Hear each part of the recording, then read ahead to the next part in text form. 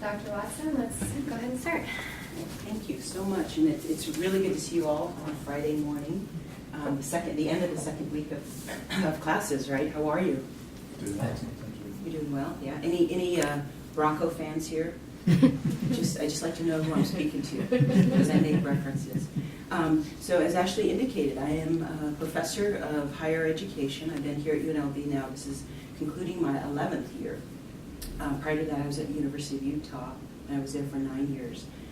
My career has been formally always working with teachers at some level. So I've worked with and prepared teachers at middle school, high school level, elementary level, and higher ed for just now over 31 years. And so this is a passion that's near and dear to me.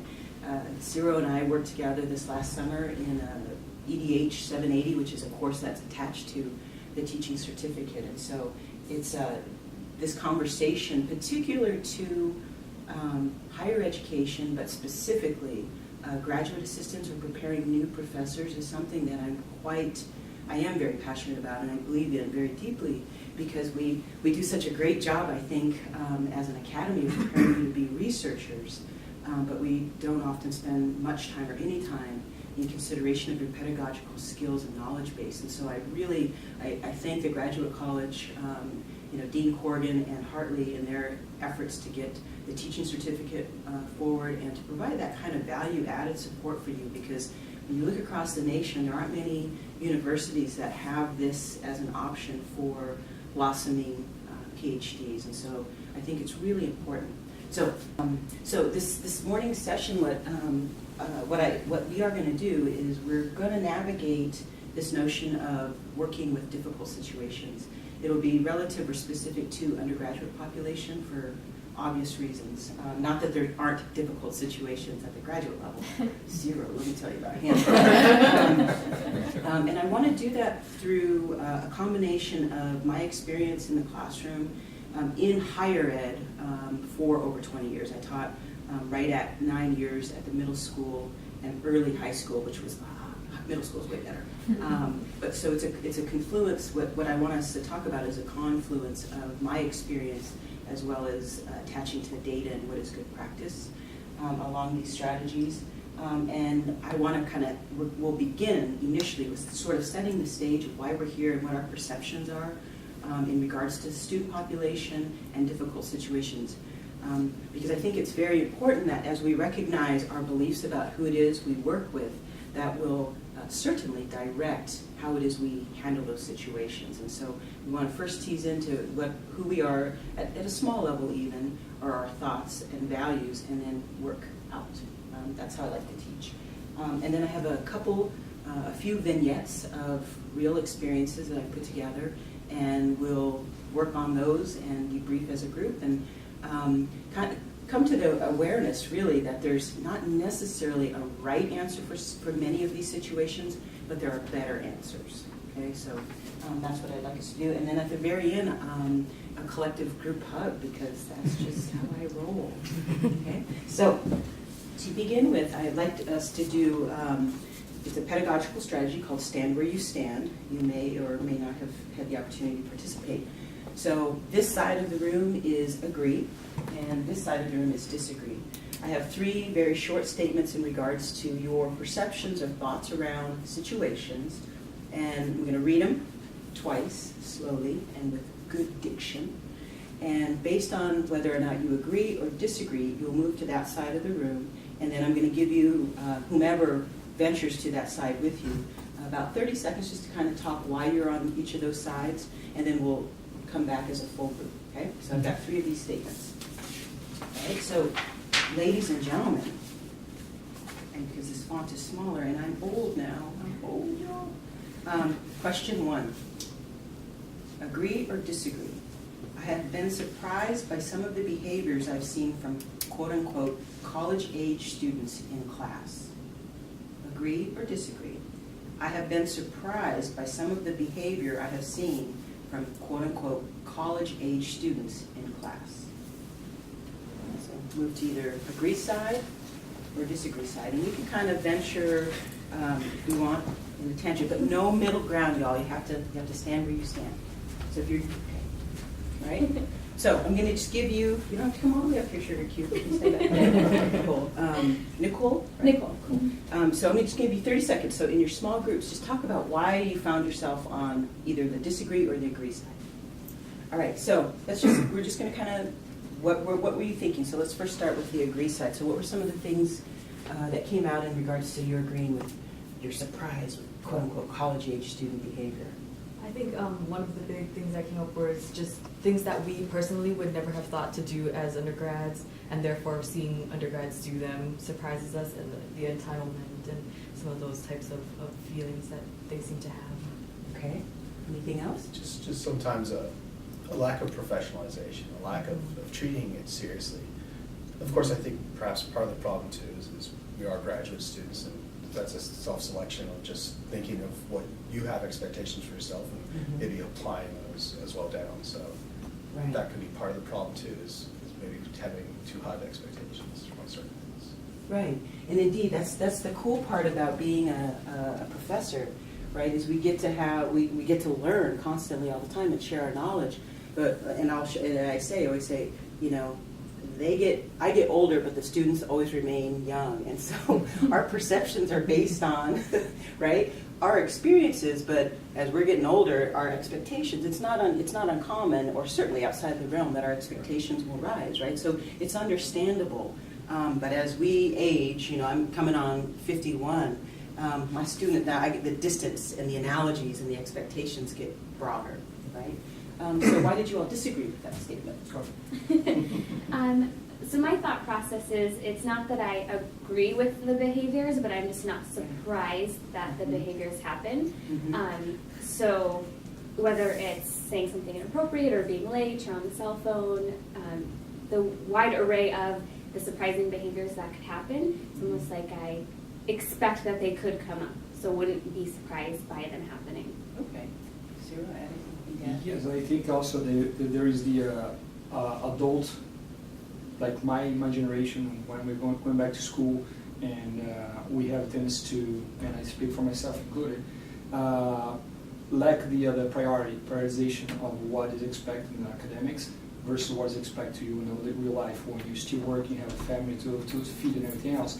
So with that as a little gray area, so we as a student, I'm speaking, have a tendency to that the academic should be a little more flexible with it, because it's real life versus academic life. And when you're an adult, there is that little gap in between, you know, how can, well, I'm trying to be a full-time student, but I'm also a full-time father, husband, provider, and all the good stuff. So we're like not taking the prioritization, which is what's important, is finish education. However, you know, that sometimes collide, and then that when you start seeing some of the behaviors that don't match with the expectation of the teachers are. Okay, thank you. So Sandy, what we're doing is you've participated also in classes I've facilitated, so you are aware of what we're doing. Okay? Okay. You got it. All Yep. right, I need to tell you. So the second statement, good people. So again, I can't see. Agree. It's true. Agree or disagree. All right. Second question. Quote unquote, keeping my cool in certain situations I find to be difficult, i.e. my face shows everything. Agree or disagree? Keeping my cool in certain situations I find to be difficult. My face shows everything. Good point. All right. Huh? So go ahead. Talk a little bit about that. Talk a little bit about that. You're here. Right. All right, because I'm on this side, we're going to start with the disagree side. Right? Power of the professor. We let Erica go first. I was just saying, like, I think over time I've developed a system where I try to internalize and rationalize things before I actually display it on my face. And I was just joking, I should probably ask my colleagues whether that's true or not. But I think I try to take time to decide before if I'm going to display anger or frustration, compassion, confusion. So I do try to think things through before expressing it, either through words or through facial expression. Mm-hmm. And I was sharing with Erica that, and I would have come to this side, irrespective of the number gap. Early on in my career at University of Utah, I shared this with my classes, it was onwards of my second year, it leaked out from the students that I was referred to as Dr. Death. And I was like, you know, because I'm me, right? And I was like, wow, this is really? And I remember talking to my faculty chair who was supervising me, and she was like, well, some of the feedback is, you know, the students can't read your expressions. And you have a dry sense of humor, so and you have very high expectations, so it comes off as you're pretty impenetrable. And so I went home, and you know, it's like this, oh, no, not me. And I went, and I literally, this is a true story. I stood in front of the mirror, and I started smiling and talking, and I immediately, Nicole, realized that when I think I'm, back then, smiling or grinning, this felt like I wasn't. And so it was like, oh my gosh, I didn't have a read on myself. So indeed, the perceptions of the students. And so whether or not being readable is helpful or not, because given the situation, you might want to be or you might not want to be. But we'll talk about that, okay? So a little bit of the agree, a couple of comments on the agree. Why did you agree with that? Why are you looking at me? You don't want me to have chance to talk about it. I turn bright red usually, or my facial expressions come out, and I don't know if it's because I try to be such an honest person. Maybe sometimes I'm too transparent, but I never explode. I just am very animated. So. Yeah, and then that's one thing that I brought out, having 4 Italian descendants here. Despite the fact that we cannot talk with only arms, we also have a hard time controlling the expression. We are professional enough that we can control the response to the difficult situation. That we know that, okay, even though I feel a certain way, I know better than to control it. However, it doesn't mean that our body language will not express that feeling. So that's what I think most of us agree on. Like, yes, we are professional. We have the skills to manage the situation where we don't let it escalate.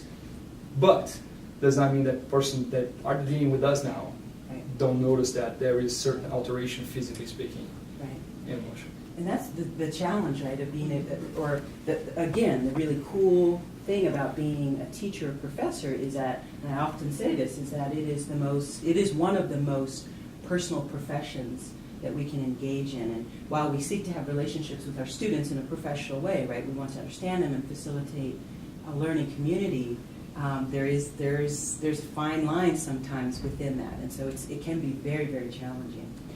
We have one more question, and what we're doing is I have one more statement that I will read, and based on your agreement or disagreement, you'll find yourself on one side of the room or the other. No middle ground, Monica. Okay. Our final statement. I tend to avoid confrontation and hope it will just go away.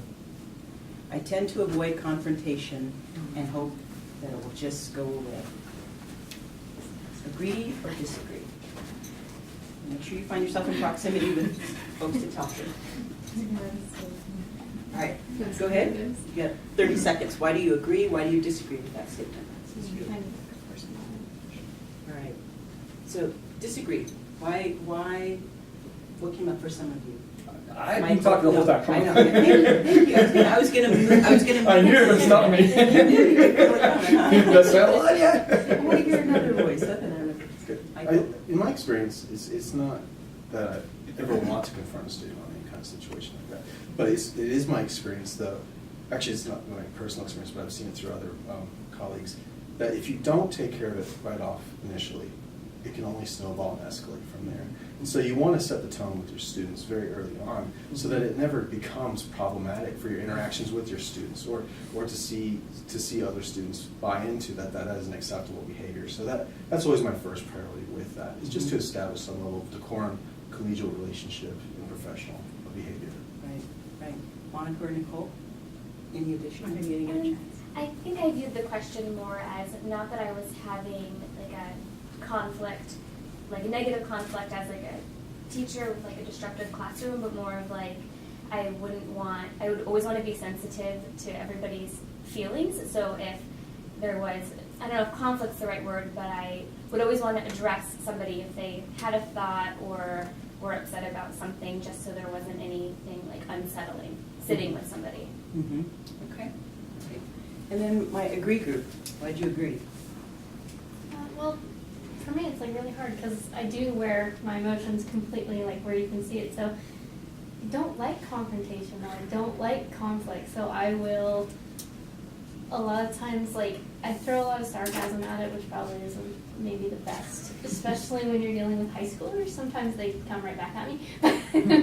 But so like I don't know. I don't like conflict, and I think it kind of goes though with the agree side or disagree side, where I don't want, being Italian maybe, I don't want to hurt anybody's feelings. Like I want to take everybody's feelings into account. So if I can like change something or agree even though I agree to disagree, I just avoid those conflicts. I just avoid conflict. I don't like it. And I'm passive aggressive usually about it too if there is a conflict. Okay.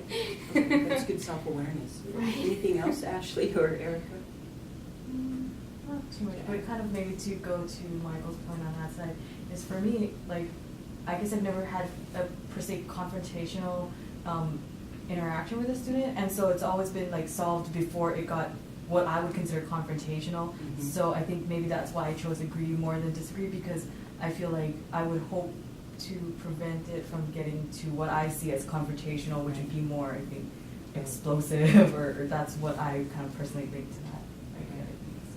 Okay. Well, and indeed, so, and because to your point, Michael, I think, again, the battle for us, and some, depending on the content, so Monica, some of the content that you might teach, you would want to engender in your classroom a sense of confrontation or provocation, right? Given that some of the topics that you need to unpack with your students, right, different than perhaps a high school in some of the English, some of the content, but there might be some variability. And so as you think about the content that you're teaching class by class and across the term, as a whole, what you're trying to do is balance this notion of safe space and intellectual space, right? And so, because you want it to be safe, intellectually, emotionally for folks, but you also want, I think, not to sacrifice too much of the intellectual space, right? And so how we go about facilitating that through our word and our pedagogy is one thing, but then we also, to your point, spot on, it's a beautiful segue, we need to be mindful of how we set ourselves up for success to manage that, okay? So, fabulous. I'll have you all go back to your cushy seats on this Friday morning. And so I think for us, thinking about then all things as we are dialing in, I guess, to who we are and how we teach and what our beliefs are, I think it's really important for us in 2016 to be in full recognition of who we get to serve in our classrooms now. We're at, I think, no bigger moment in the history of higher education in regards to the changing demographics. The only other point in time I think that comes in proximity was just after the Second World War, and then following probably the next decade or so. The not to overuse the word, but the confluence of the end of the Second World War saw what happened in higher education. Who came into higher education? What happened? The end of the Second World War, the GI Bill. Yeah, the GI Bill. And so in higher education, and if you Google this and you do some reading and you look at pictures, institutions of higher education were immensely impacted very quickly. And what we saw was not only large numbers of folks coming into universities and colleges that probably most likely wouldn't have elected to do so if it hadn't been for the GI Bill. So not only did the numbers increase, but the types of the students also changed very quickly. So they were older students, they had fought in a war, so they were experienced, older students. This at the same time, within that next 10 years following then, the Vietnam War changing, the civil rights laws changing, and then the reduction or the dampening of in loco parentis as a function of Dixon versus v. Alabama, which formally did away with in loco parentis at the university level, which had existed at the university level for quite some time, since the beginning, 1636.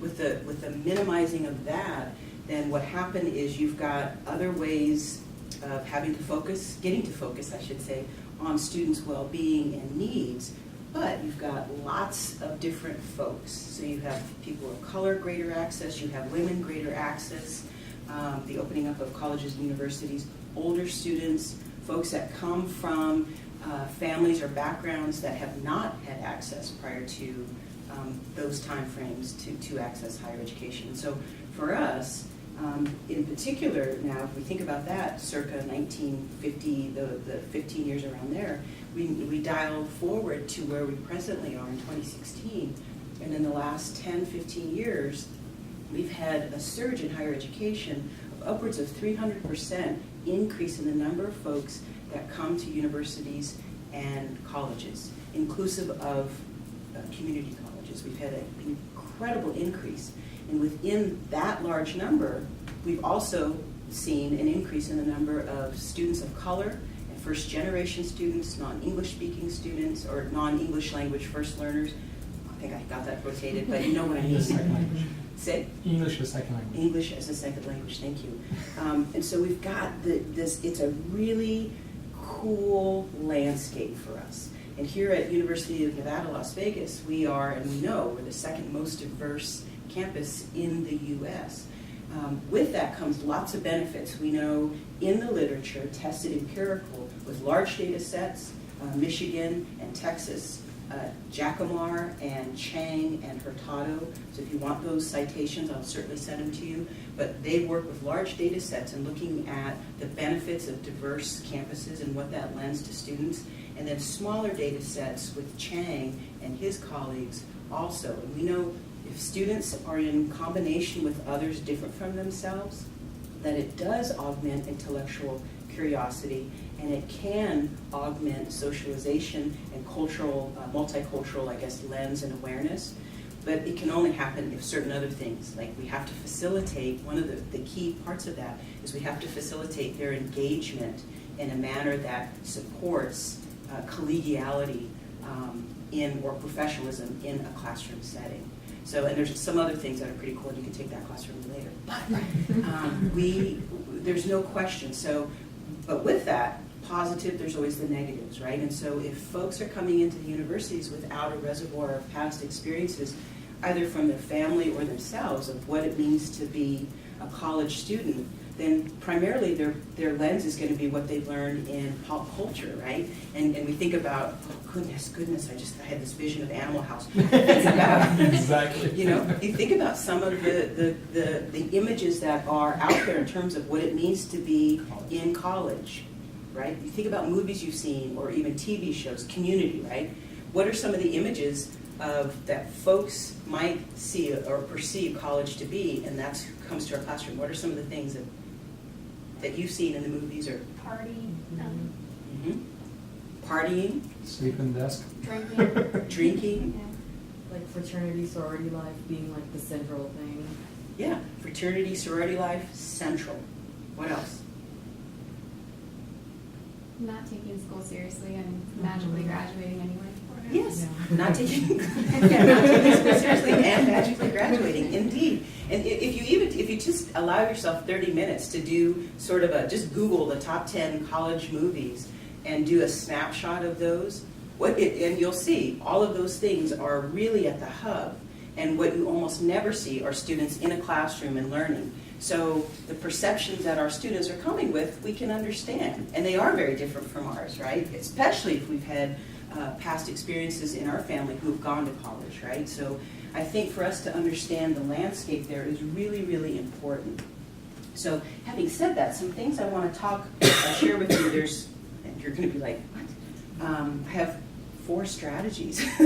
So it's really authentic. So I wasn't attempting to get to 5 or 10 or anything, but I have 4 strategies I want us to talk about. And I'll use a sport metaphor. So that was my previous discipline, health sciences. There's a saying that the best offense is a good defense, right? What does that mean? Good offense. The best offense is a sound defense. In the sports or on the sports world, or how do we translate that into our classroom? Or I believe it's back to what Michael said earlier. If you lay out the ground rules of who you are, how you teach, what you expect, Right. you're never going to give them a chance to become the attackers. You're always going to be, you know, in the right position. Right. So we want to modify, because we don't want to have the lens, ideally, we don't want to hopefully have the lens that our students are attackers, but in the spirit of what Sierra has said, indeed. Offensive. So if we think about our best offenses and sound defenses, we want to first be proactive in the manner in which we set our stage. And so the first step to that is, I apologize, because this is small. It would have been really big on the PowerPoint, but so set your stage for classroom behavior early on. Setting your stage for classroom behavior early on, and again, this is all undergraduate education.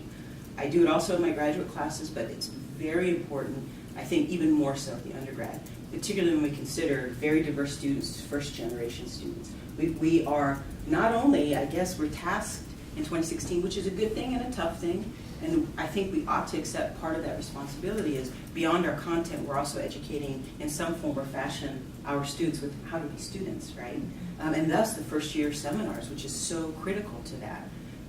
So what I want you to do, I want you to be in small groups, because this is not rocket surgery. So 3 folks in the back and then 3 here, so Nicole, you might want to pop up. So I just said, so one of the strategies, and there's lots of things that could fall under that. When I say I encourage, in my experience as such, and in the literature, that setting rules for behavior, what would that look like and where might we find that in your classrooms, okay? What might that look like, okay? I'm going to give you a couple minutes to talk in your small group. All right, folks, so within your groups, because we have variability in teaching experience, but we certainly, and I think we ought to draw on this, right? Like the great B.B. King, the great late B.B. King said, when you see something that you like, steal it and make it your own, right? And so we have experiences as being students in higher education. And we've seen things that professors have done that we feel have or were effective or not so effective. So also draw from that experience base as you begin to develop and emerge as a pedagogue in higher ed. Okay, so having just said that, so what were some of the ideas that came up for you that you've seen done or that you've incorporated in regards to the first point of having the best defense in setting your expectations for behavior in your classroom? What were some of the ideas? Putting it in the syllabus and then talking about it that first day of class and really setting the stage. Put a star by there because your syllabus is probably the most important start to your relationship with your students. It is critical in communicating so many things beyond simply very well beyond the components of the class. When you show up with a completed syllabus, you are immediately communicating to your students that you are prepared, that you've thought about it, you're interested in it, right? You've thought about them, their well-being, and that, although is not explicit, is something implicit that they will take away. It's not unlike, it's your first impression, right? So if you're getting ready to go on a date, right, it's a blind date, you don't show up, looking like Ciro potentially at a nice restaurant. You don't show up in tennis shoes and sweatpants, right? If the date's at the gym, certainly, right? But you want to make the best first impression. So beyond managing or having a good offense-defense, always have a well-prepared, thought-out syllabus, big time. But then within the syllabus, indeed, so talk a little bit. It's in your syllabus, how so? Well, for me personally, Yeah. I just have a section in my syllabus that says classroom expectations, and it includes things like being on time. I have a no technology policy, so everything from cell phones to laptops, tablets, and I have a little explanation of why, for my own reasons of not that technology doesn't usually enhance learning.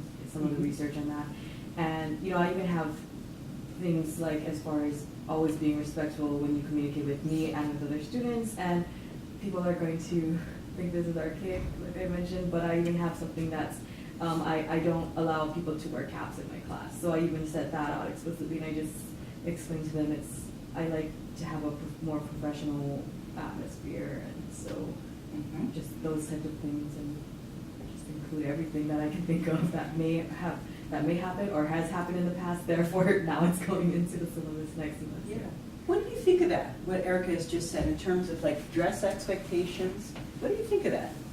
Well, we started in elementary and secondary education with dress expectations, and then I don't think there's anything wrong with it, and I think it's very important, especially because of the cultural shift of higher education, where Van Meyer's National Lampoons, I think one day he shows up like in a costume to class. So, I mean, I think we do need to separate that. And we are training, hopefully the goal is to have them take professional positions. Right, and so we are, again, beyond the content, we're providing socialization into a profession, right? So I think that to have this sort of expectation, you couched it as, oh, this might be a little weird. I think that's quite sound in my estimation. And when I was preparing teachers, I've done it in New Mexico, I've done it in Utah, and I did it here. And so upon my arrival to those states, I would look and see the districts that were most in close proximity to where my students were going to go, and I looked at what their dress policy was. And so I adopted the district's dress policy for my class. So teachers, if teachers could not have visible tattoos, they could not wear hats, right? Because that's the expectation when those students when they graduate magically and get out there, right? And so we're socializing them into a profession. So indeed. What else?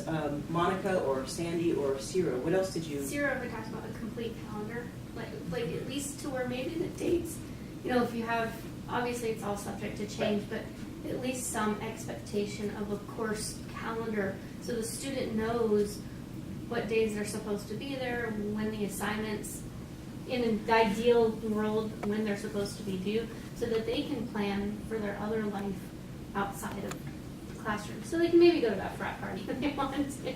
Right. Because what is that having? Because what you just said is really important, and don't minimize that. To have a course calendar with what the expectations are, but then for you to be mindful of how you organize that, right, is important, because you're going to take into consideration their lives, right? The students' lives. They have competing priorities, and it's not just about your class for that 15 weeks. We might think it is, and that's fine, but for them, not necessarily so. So I know, for example, when I taught at the University of Utah, and I'm in Salt Lake City, and the fall, and I can't remember now, it's been so long, but the fall, the general conference, and I remember hearing students talk about it, and I was like, what is the general conference? Well, it's Friday, Saturday, Sunday for the LDS faith, and it's everybody comes into the temple, and they have it's sort of a retreat for the LDS faith. And so I was like, oh, so that next, they have it in the fall, and they have it in the spring. So I would make sure I wouldn't have anything due the following Monday or that week. That would be a magnificent. So it would allow for them to have time to retreat, right? So to pay attention to that, I think also communicates to the students that you're aware of who they are. And that goes a long way in building relationships, a strong relationship, ideally, around respect, okay? Can we talk a little bit here, though, in terms of like this?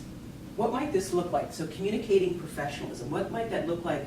What would we want to pay attention to in fleshing out in our syllabi, or have you? Michael, you're shaking your head. Yeah. I mean, to add in, I tell them exactly. So for emails, we have a policy that we have to use rebel mail. So I supposed to say use rebel mail. I won't respond to any non-rebel mail. I tell them the expectation of when they should expect a response from me. I say 24 to 48 hours, Monday through Friday. And I tell them I like that. Professors have weekends too. Doesn't mean I won't respond to you, but if you don't hear from me over the weekend, don't be alarmed. So you want to be explicit. You want to give them an idea of what to expect. Mm-hmm. What else? Nicole? Something that I had suggested in terms of like communication with the students, in terms of setting the stage for behavior, would be to maybe take it a step further and to explain the why. So why would it be important to show up on time, or why is it important to not have your cell phones out? and helping them to potentially see the bigger picture by understanding the consequences and how they would relate, not just to that day or that semester, but maybe more long term. I think a lot of students aren't quite thinking, beyond that moment. Okay. I think for me, it kind of depends, I think, on the class that you teach, but the past semesters I've taught Political Science 101, which is very much, people like to talk about policy, we do talk about things like civil rights, and that can be very touchy for people, so I've always made sure that they understand that we can have these policy debates, but if it ever gets racial, bigoted, things like that, you will be asked to leave, and it will negatively impact your grade, because that's not the kind of environment I want. So if it starts to get discriminatory or things like that, that's where I draw the line for those types of comments in class. Right. And something I use in my class, Monica, I've got you, is because I also teach courses I teach a diversity course, so it squarely rests on very controversial, often third rail topics, right?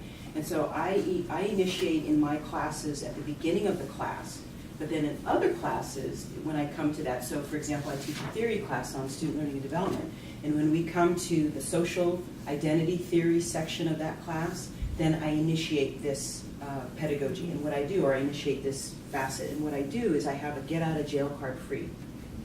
And I use it for content or courses that are third rail stuff. Because I want people to, again, I'm balancing that safe space and that intellectual space. I want people to be able to feel like they can ask questions or they can make statements, but I don't want people to do so simply for the sake of provocation, to provoke, right? And so I make just little, the old school, so Monopoly, right? The get out of jail card free, so it looks just like that. So you talk about distancing yourself from 20-somethings, right? They're like, what the heck? But I've got on there, it's a get out of jail card free, and then I have a descriptor, and it's to be used during periods of true ignorance, not to support stupidity. And so then, to your point, Nicole, I talk about what that means, right? So to be ignorant is to be without knowledge about a thing, right? It's not a bad thing, you're just without knowledge. But stupid is different. Stupid is to continue to act with knowledge, but you're still acting, right? That's stupid, that's the difference. And I don't mind ignorance, but I'm not very welcoming of stupidity, right? And certainly not in these classes. So I put that out there initially. So the type of the class, so I'm just going to put get out of jail card, right? So that's how I make use of that. Monica, you had a point? I really like that.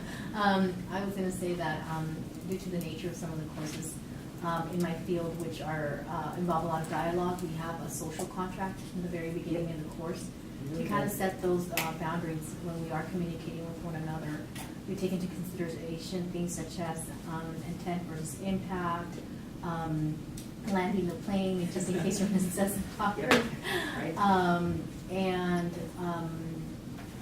of being aware of personal triggers, so that way you are aware when these issues do come up. And we have everyone sign it. Right, you have everyone sign it and then it comes back in, right? Right on. The last point I want to make or ask you is, how many of you invite your students to create the social contracts or create some of these expectations? How many of you invite that in your classes? You do, Monica? How do you do it?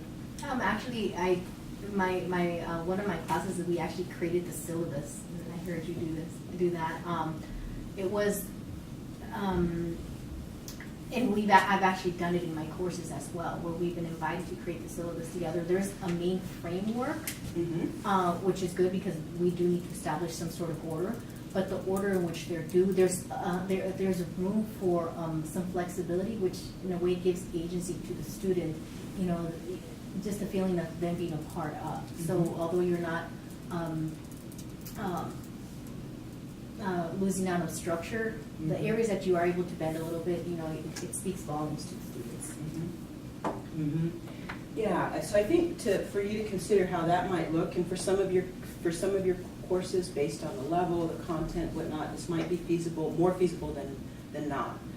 But to kind of give consideration to that, and or even as the semester goes. Because one of the things, a very important point here, is that you want to set the expectation immediately of your class in a variety of ways, right? And your best way of doing that is the onset. So the very first class, and then the next class and the next class, particularly for undergraduates, is you want to always have scaffolded moments in which you're hitting that reset, right? That you have these expectations. To not do so immediately, you'll never regain that. It'll be very, very difficult to regain that. I use the word control, but to regain the kind of climate that you're trying to facilitate. So do it early and do it very firmly and be very consistent, because then it's easier as the semester goes for you to maybe loosen up on your tech policy, right? Maybe then you want to allow for them to bring computers or whatnot, right? Or maybe then it's more feasible that you can invite student input, okay? Because anytime we teach a class, we begin a class for the next 15 weeks, we're in a relationship together, right? It's a professional relationship, but it's also based on the people we are. And so the only way we can take care of that is to realize that, okay? Anything else here? I'm going to say that and I'm going to look down. Michael. It kind of touches on this, but it's outside the syllabus even. I like to do three things. I like to explain it, I like to do it, or explain it, live it, and do it. And by explain it, I like to start in classes with just reinforcing whatever we're trying to accomplish. So I try to explain. I do it by actually living up to the standards I put on them as well. So if I tell them you should address emails from professional error, I do that as well. And then also I try to create assignments that reinforce these so that they're acquainted with it, so it's not shocking to a student if they're not familiar with it, right? They could have made it up to this point without not having these experiences. So I like to actually not only explain it, live it, but to make them do it too, to learn it. So. Did you get into my computer and read look at these notes? Because that's a beautiful segue. I'm technologically challenged, so you're safe. No, that's a beautiful and direct segue to the next point of working as a team. It's beautiful. So say it again. So first, let me do this. Student, and then colleagues, which I know is not spelled right, but you said say it. So I explain it or say it, yeah. And then I live it, and then I make them do it. Okay, so beautiful point. What I want you, so with that as your entree, so how can you work as a team with students or with colleagues in regards to having the best offense or defense, being proactive in terms of how you establish an effective classroom climate to mitigate or lessen conflict? Okay? In your small groups, under this strategy, what might this look like? Work as a team, either from a student vantage point, and you can segue directly off of Michael's initial point, which is really cool strategy, or your colleagues. What might that look like? Or what would we refer to? Well, what I pointed out to my group was taking Michael's example is I don't have formal teaching in academics, but I teach nevertheless. I'm always trying to lead by example. So if I tell you to be there 5-10 minutes early to get a warm up, guess what? I'll be there 5-10 minutes early to make sure that you got there. Right. So in classroom, my analogy into the classroom will be about the same thing. You know, if I don't start the semester doing that right away, and then a student comes in, he's not ready, but he's seen me doing it, and he hasn't seen me doing that myself. Like you, Dr. Watson, is a perfect example of that. And every single class I took with you, every single day that I was walking, you were already there waiting for us. You were already there ready. Your notes were on the board and everything else. So we had absolutely no room to say, oh, I'm not ready. Oh, I forgot this or forgot that. Like, well, she's there every day. She's there ready. All her material is laid out on top of the desk. She has all the notes on the board already, just to get to introduce the material for the day. How dare me not be there ready for her to learn? Because you're awesome. What? Because you're awesome. I just want to make sure we got that. We got that. Thank you. No, indeed, and that underscores, I think, your point, right, of doing it. And as we model how we speak to students, right, in class, and that we are that we are valuing their voices is really important. So it's funny because what you can begin to see that it's not just about rules, this or that, right? But it's pedagogy, right? And we can say it, live it, and do it when we allow ourselves to not be so teacher-centered, right? In our pedagogy, right? To invite more student practices, right? Pedagogies. That's one way. Because if we only go in and we're just the sage on the stage, right? Then we don't allow for folks, we don't allow for community to form. If no other voices are ever heard or welcomed into the conversation, they don't feel a part of it, right? So that's one point, our pedagogy. And then this also goes back to like day one, but begin, no matter the size of your class, y'all, know people's names and then use it and encourage your students to use it because it's amazing, right? It's amazing. Instead of referring to her, I agree with what she said. I ask my students, please, when you're agreeing with or counter or do not agree with, if you're referencing whatever, say the individual's name. And we make this, I think we make the assumption in our classes that these students know each other. Magically, right? I'm just going to keep using her. And they don't. Many of them do not. They come to class, they sit, and they rarely talk to each other. So you want to facilitate, again, you can underscore a healthy climate, but you can only do so if you do it explicitly, right? Saying it, living it, do it. I'm gonna borrow that. Well, assuming, like, I think we need to not assume that when students come in, because especially if you're in an undergraduate first year seminar class, they are probably taking either 3 to 4 other classes other than yours. So don't assume that when they come in every week, even though it is every week, that, like, I loved in your classes how everything was on the board of the agenda of at least the minimum we were going to do that day. And then I think you need to kind of set the stage too for the next session. Don't assume that they're looking at the syllabus those 6 days that they're not with you so that they know what to come in with and prepared with. And I think in online classes we can do that a little bit easier because we tend to log on more because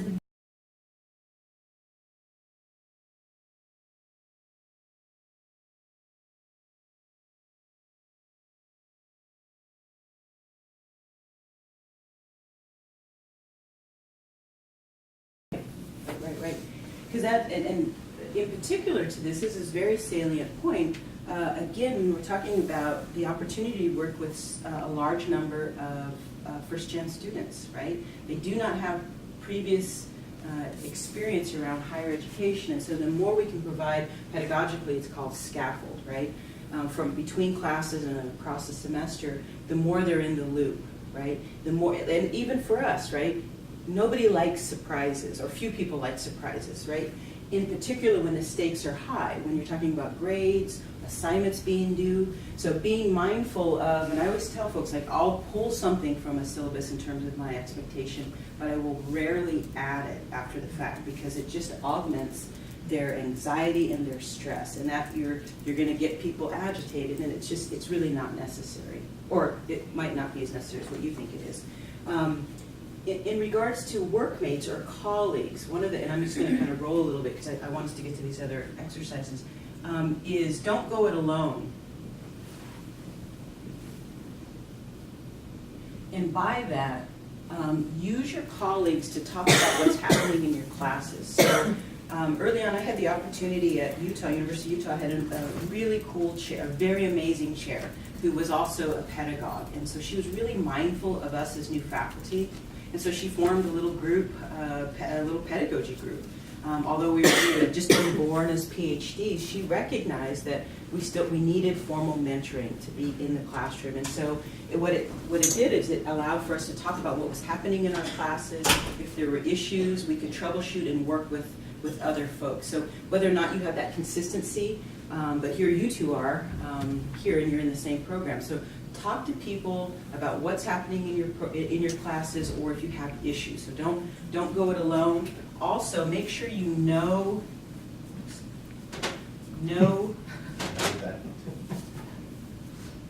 know policies, know your university and department policy around situations, around disruptive students. I think on this campus we have an amazing office. The Office of Student Conduct, directed by Phil Burns, does an outstanding job. And so here, know that office. When I taught undergraduates and when I worked with, I was graduate coordinator for many years here, I would have him come at the start of all my classes and just kind of give a general overview of what the expectations are. You know, we put it again on our syllabus of you know, plagiarism and all that other stuff, academic honesty, but have them come in, take 20 minutes. That is really good bang for your buck. But knowing your policy, and then if you do have situations, that there is a way for you to solve that, and recognizing fully that there are certain situations or interactions with students that we just simply don't have the skill set.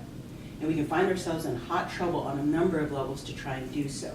So acknowledging straight away that there are resources, student of concern tickets, that kind of stuff, like don't play with that stuff. Don't allow situations to extend, okay?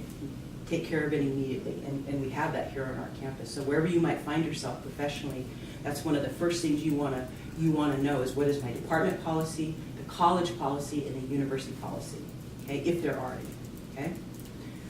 The third point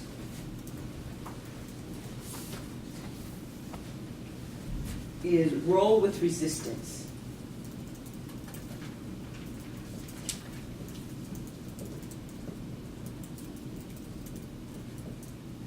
Look how I spell it.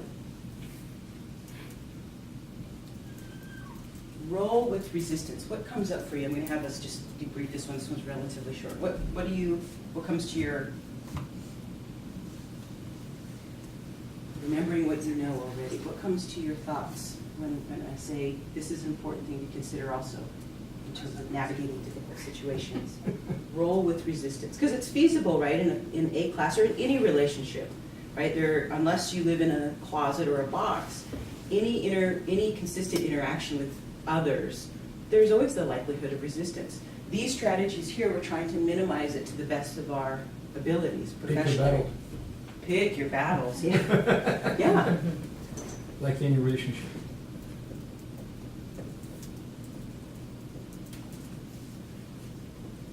Like any relationship, right?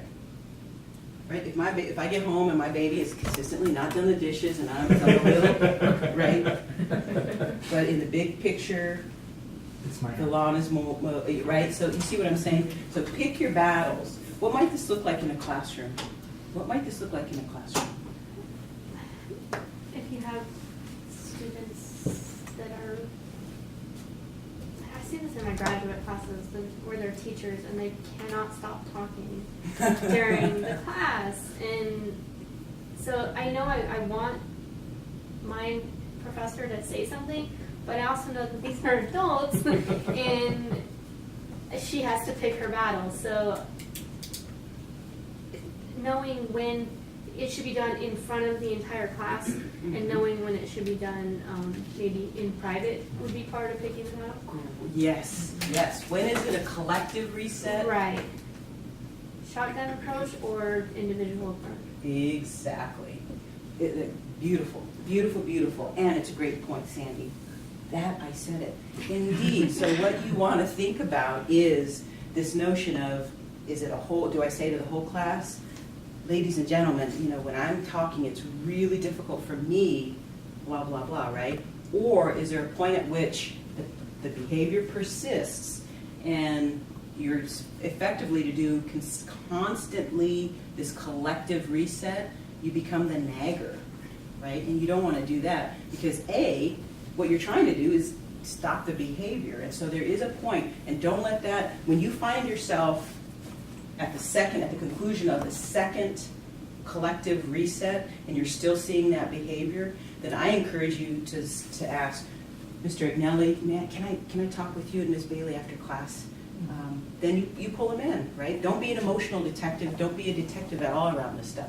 Be very purposeful. And just simply, you don't have to be mean or anything, just simply please, when I am speaking here, and I know you're really excited about the content, and I love it, and I love that you're discussing, but when I'm speaking, it's really disruptive to have you all talking. Can you work with me, right? So that, you just want to couch it that way. You don't need to jam anything down their throats. You know, always be respectful, which I know that you will. I saw another, Eric. I think for me too, it's been about, again, like you said, setting that tone in the beginning, but knowing that you always can kind of go down. So like I've had with my tech policy, right, I've had a student approach me before class before I say, listen, my spouse or somebody is sick. Is it okay if I have my phone out just in case they need to contact me during class? And I've said, absolutely, don't worry, you know, I know it's not, they're not having it out, so they're on Facebook, and there's a legitimate reason. And then, of course, I say, yes, of course, no problem. So Right. being flexible. Yeah, and you know what I say, and I have former students in the class that they can attest to this. In my classes, I actually say, and I did it at the undergraduate as well as the graduate, is I do have a tech policy in there, and I have it written in my syllabus, and then I verbalize that I love for you to have technology. Bring your tablets, bring your computers, bring your phones, particularly if it's playoff season for Major League Baseball. Right? We will check the scores. But I tell them, I am totally fine. Y'all, I sit in meetings. I'm a faculty member. I sit in meetings, and as the meeting is going, I'll find myself pulling out my phone and checking my email for 15 seconds, and then I set it down. Like, that's okay. Like, that's okay. I don't want you to feel like you can't do small things like that. But if I walk around the room, Monica, and I find you shopping on Zappos, right? then we have a problem. So I want you to be your best self-regulator. So you encourage them, right? So that's something that they're going to do it, and it's cool. But then if I have, and I did last semester at a graduate class, you know, Mr. So-and-so, sir, you're spending a little more time on your phone than I need you to, because I'm really riveting, right? And you could reset that individually. Like that one I wouldn't do collectively for obvious reasons. Of course. And I think it goes back to what he said. It is easier for you to start with a tighter policy structure and then give into it as the outcomes it's where you should be throughout the time period. So if everybody's doing good and everything's out, then you kind of open it out a little bit. Yep. Anything else here? Take the emotional, try to take the emotion out of it. Yeah. Resistance. Sometimes it's personally related to you, but most of the time it isn't. Yeah. It's other factors. Yeah. And so being mindful of not personalizing their behavior, right? Yes. And that's, again, it goes back to the original point when we were talking about an hour ago. You know, it is. Teaching is a very personal profession. And when if I have two folks in the back room that are always talking when I'm talking, it can register with me that what I'm saying is not important and or I'm being disregarded or all of the above, which doesn't feel good no matter the setting, right? Indeed. And sometimes it just might be that you need to actually have the option or actually say, I just need a timeout, right? That you need to say to yourself, however that might look, right? So that if you feel yourself getting overly frustrated, there might be situations, and I've got some I'm going to share with you, where you'd be like, oh, right?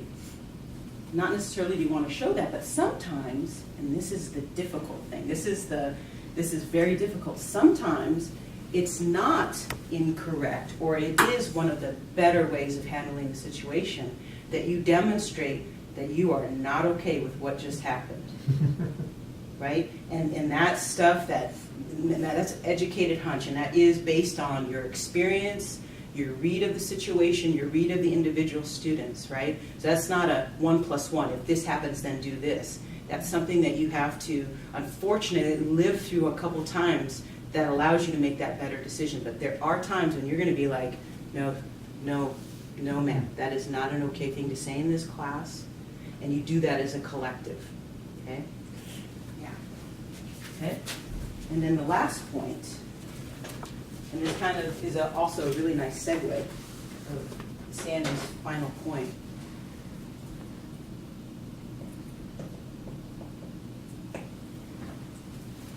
Avoid arguing. Is that right? Close enough. Right. it's going to be on video, people will We'll know edit this. that out. Huh? We'll edit that out. Or just put Halle Berry's head really big and it looks that. So avoid arguing. Oh, yeah, yeah. Either in the classroom or one-on-one. If you find that that's happening, right, because that's the emotions. Emotions are happening for you, emotions are happening for them. If you find that's happening, then name it. Name it. Say, I feel like we're getting worked up, right?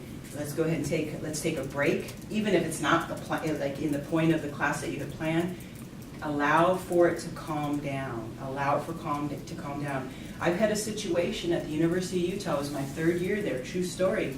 It was an upper level graduate class on qualitative skill analysis.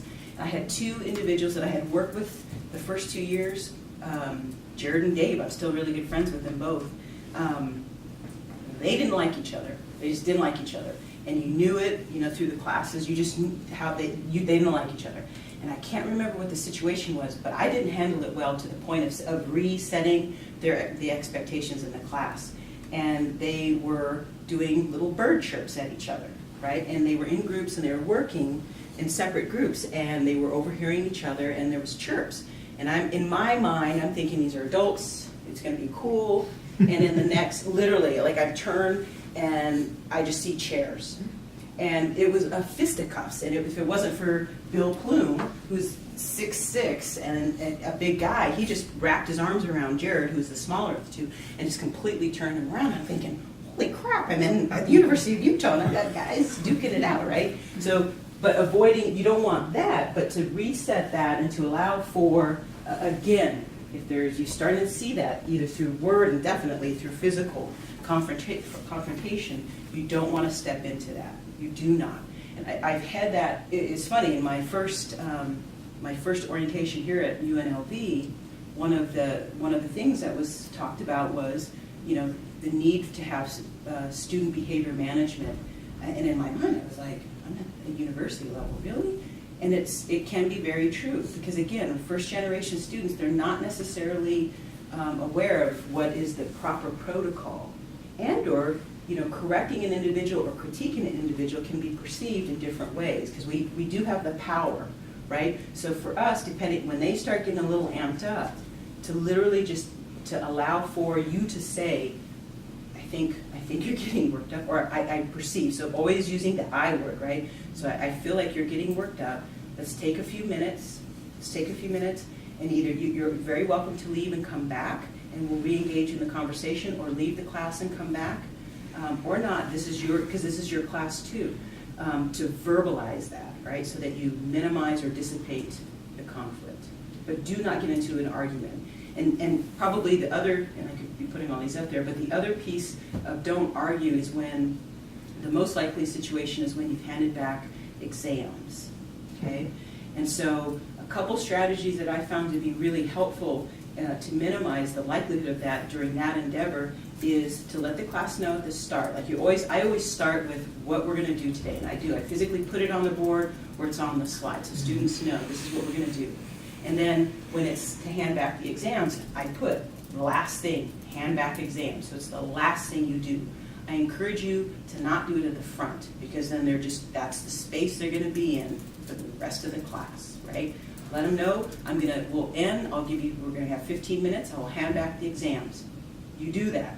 And when you hand them back, but before you hand them back, you tell them, all right, I want you to look at what you've got, and I always put up like what's the variation, what's the spread in scores, how many of this, and this, and then I hand them back, and then we talk about if there were questions that were thrown out, right, and for what reasons, and then I tell them, I want you to take this home, and I want you to look through based on what you had studied, how you had studied, what your score is, and then individually, I'd like for you, if you have questions or concerns, I'd like you to contact me during office hours or not, and now email is really great, right? In the old school days, you didn't have that luxury. But via email, I'd like you just to send me what your concerns are via email, and we'll set a time to talk, and we'll make it happen. So that way you don't have their emotion, right? Again, because they're being critiqued.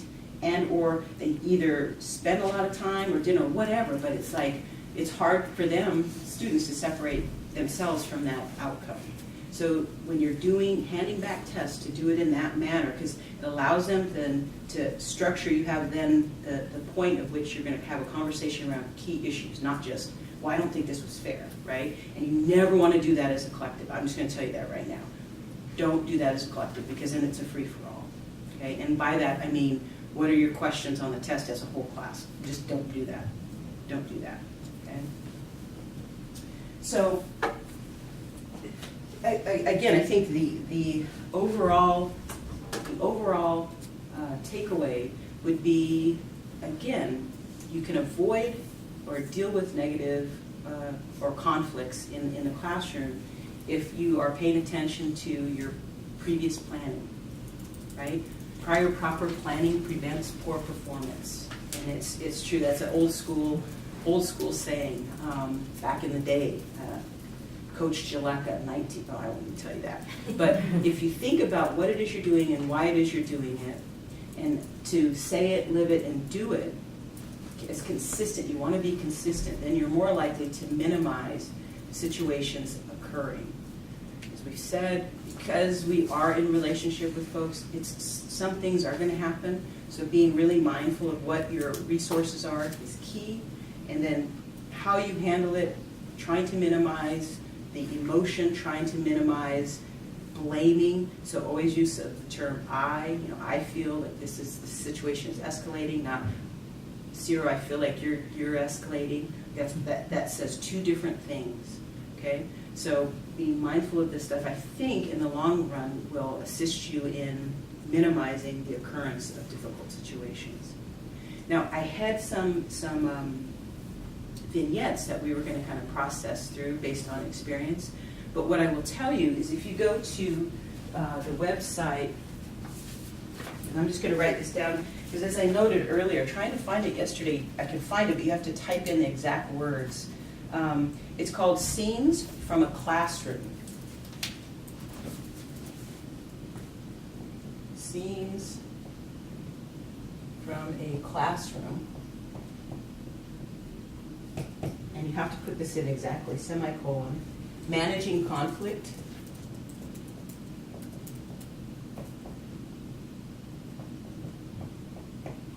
And it's from the University of Minnesota Center for Teaching and Learning.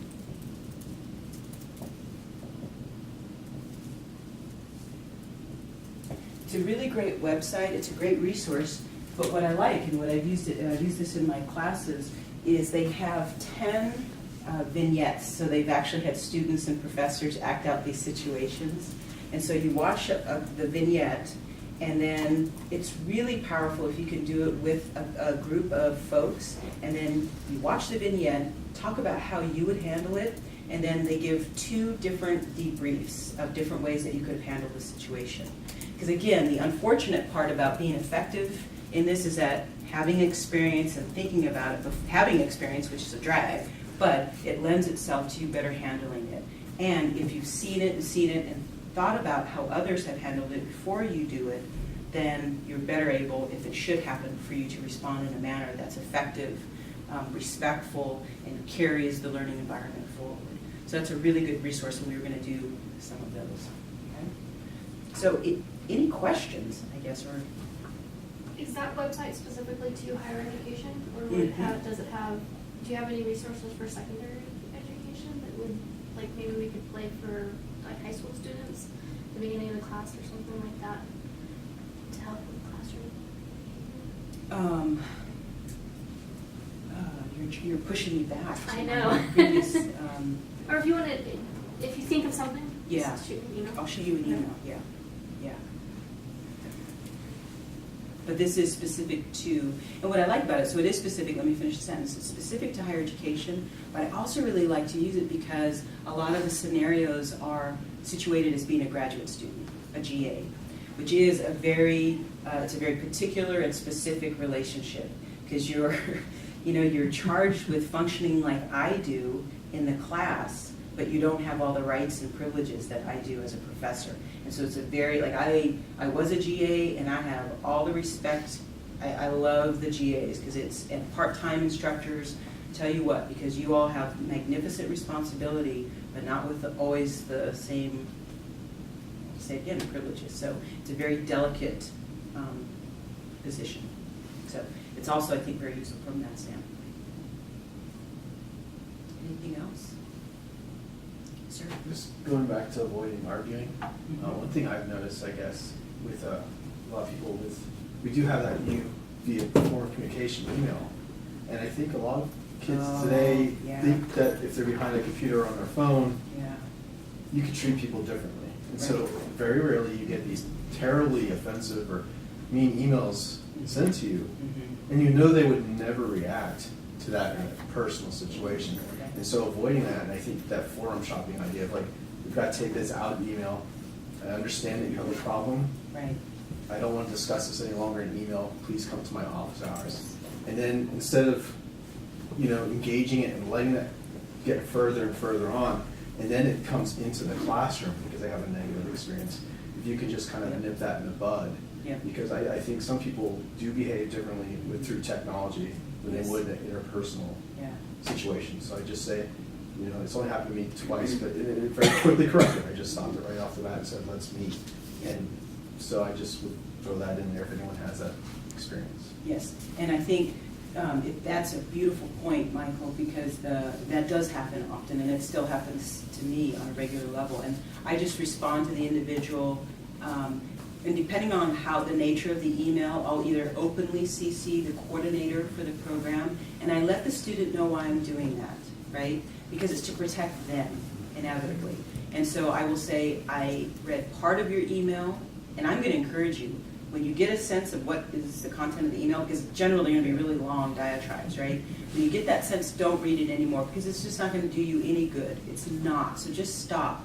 But when you respond to the individual, let him or her know that I have not read it because I'm getting a sense that you're upset. I have openly CC'd so-and-so, Dr. Vicki Rosser, who's the coordinator. You're welcome to speak with her, but I'd like us to set a time to talk about the situation. So again, you're putting your colleagues in the loop with you. Don't go that stuff alone. Do not. That's going to be helpful. And then Vicki or your colleague or whomever it is you know, then he or she can either be there in the meeting if it's to that point, or if it's just you can have the meeting, but always keep your door open, too, right? And then real quick, Sandy and Ciro. Mine was just emails. There can definitely be lost in translation from both, even emails I've gotten from professors. And I was like, oh, this is not going to be a good class. And then I got to class because it happened prior to the class start. And I was like, that is not, like, that I formed the wrong opinion based on an email that I received from an instructor prior to the class starting. So I think to be mindful of what you do prior to your class starting, not just the first day of class. Right. That's very true. That's very true. In the etiquette on how to write an email. The different fonts and different capital letters, they all have a specific meaning, and especially with the Millennium students, they are very sensitive on what you're typing. Whether you put in a capital letter because just you want to be cheerful, and they translate that you're yelling at them. So it's a very delicate. So unless you're very fluent on those translations, like Cindy said, like there's a very fine line that you got to be careful with not to cross and send the wrong message. Well, I appreciate your attending the conversation this morning. Hopefully there's some nuggets that you've taken, or not nuggets, that was pretentious, some parts of our conversation that will be helpful for you as you move forward as a professor.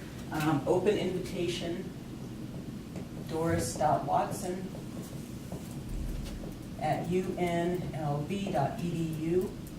Send me an all-cap email if there's anything I can never get questions or any resources. Certainly, always this is an open invitation. Form your teams professionally, and so consider me a resource on your team.